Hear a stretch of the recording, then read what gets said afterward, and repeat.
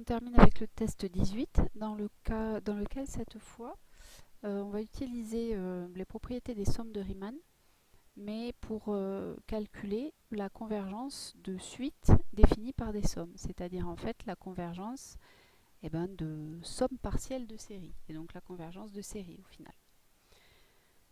Alors la première, donc là le problème évidemment dans ces sommes-là, c'est qu'il faut reconnaître des sommes de Riemann. Donc la première qu'il faut reconnaître, elle est ici, mais il faut donc transformer notre somme ici de k allant de 0 à n de 1 sur n plus k en quelque chose de la forme b moins a sur n, somme de k égale 0 à n de f de voilà, f de xk, quoi, c'est-à-dire f de a plus k fois b moins a sur n. Bon, alors, donc déjà là il faut factoriser devant quelque chose avec du 1 sur n. Donc la première chose à faire ici, c'est de prendre ce terme-là et d'essayer de faire sortir le n de la somme pour le factoriser. Alors, mon n, il ne dépend pas de l'indice de sommation, il dépend de l'endroit où je m'arrête, mais il ne dépend pas de la valeur k. Donc ça veut dire que par rapport à ma somme, je peux le sortir. Donc je peux factoriser ici par n. Voilà. Et du coup, je peux sortir mon 1 sur n. Ah, et arrivé là, si je regarde bien,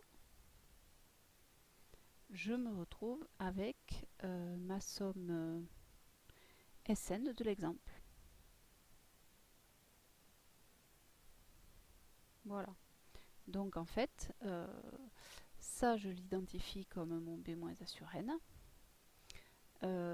avec a égale 0 et b égale 1. Et ensuite je vérifie que ça marche bien ici. Et oui, effectivement, ça marche bien. Le a, alors 1 plus, donc il faudrait que ma fonction f de x soit 1 sur 1 plus x. Et dans ce cas-là, mon a plus k b moins a sur n, c'est bien 0, donc un k sur n. Voilà. Et donc j'obtiens bien ça ici. Du coup, la limite, lorsque n tend vers plus l'infini de cette somme, comme celle de l'exemple, c'est ln de 2. Pour la suivante, l'astuce est la même, il faut donc faire apparaître une somme de Riemann. Alors, toujours pareil, alors là pour le coup on n'a pas du 1 sur n mais de 1 sur n racine de n. Donc ce racine de n on va le faire rentrer dans la somme. Donc mon 1 sur n racine de n, somme de k égale 0 à n de racine de k. Qu'est-ce que c'est? Je vais faire rentrer ce racine de n, c'est du 1 sur n, somme de k égale 0 à n de racine de k sur racine de n. Mais racine de k sur racine de n, c'est pareil que racine de k sur n. Et par conséquent, si on prend, alors ça c'est du, ici, b moins a sur n, donc du classique, hein, a égale 0, b égale 1, si ça marche pas on sera toujours attendre d'essayer autre chose.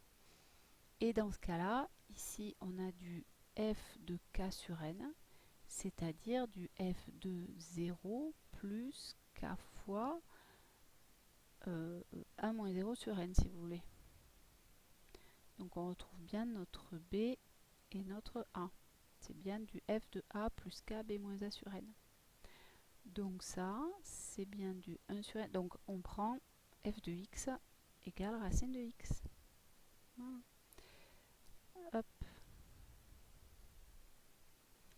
Donc du coup, c'est la somme partielle, ce truc-là. Enfin, c'est la somme de Riemann de rang n. On précise toujours jusqu'où va l'indice de sommation. Et qui est associé à f. F, c'est L, sur l'intervalle 0,1.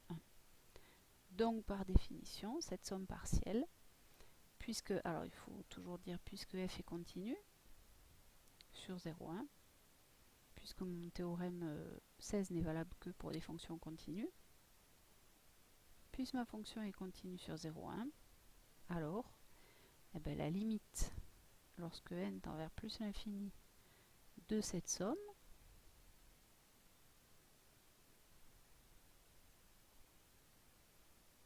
et ben c'est l'intégrale de 0 à 1 de racine de x dx, que l'on a déjà calculé plein de fois. Une primitive, c'est 2 tiers de x puissance 3 demi, pardon, entre 0 et 1, et ça nous fait donc 2 tiers.